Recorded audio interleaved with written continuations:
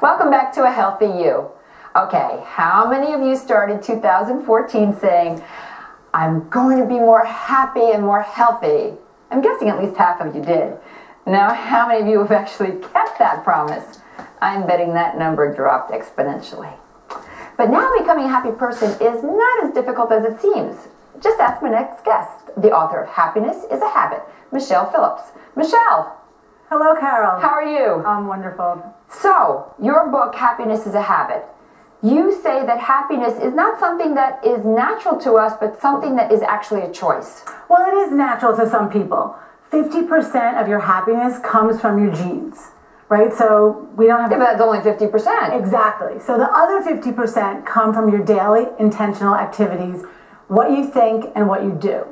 So you can choose to do things that happy people do. Well, so it's not natural. It's something you actually choose to do. Yes. Because being happy only 50% of the time, I wouldn't call that a happy person. No. And it's so easy to find things to complain about and things to... And to surround yourself with people that are not happy. Yes. I think that's a big thing. Surrounding yourself with people that are happy helps you to be happy. Yeah, so what I did was I looked at what are the habits of happy people.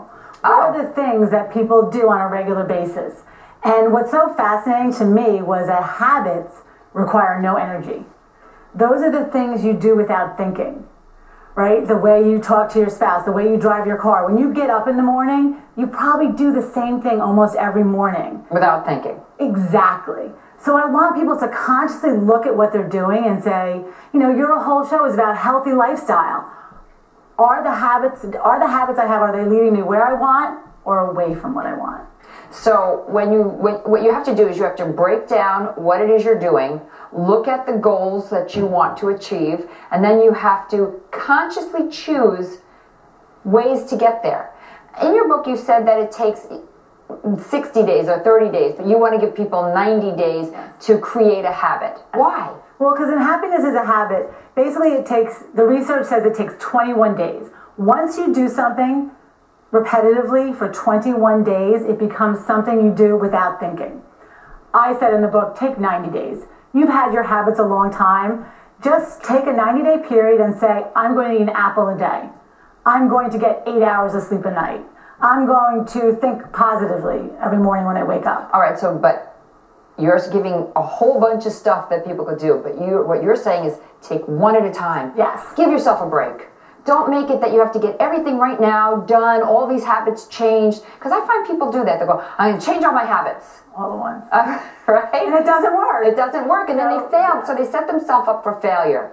And what you're saying in your book, which was a great little book of guidelines of giving people a break. Start with something small. Don't start with, I'm going to change my entire diet. Just start with eating an apple and go from there. And if you're eating healthy and then you add things and you become a little more healthier and a little more healthier, at a certain point, you might say, cigarette smoking is not what I want to do anymore because everything else is healthy. Exactly. That's what you're telling me. There's 44 habits in my book that you choose from, but pick one, like you said.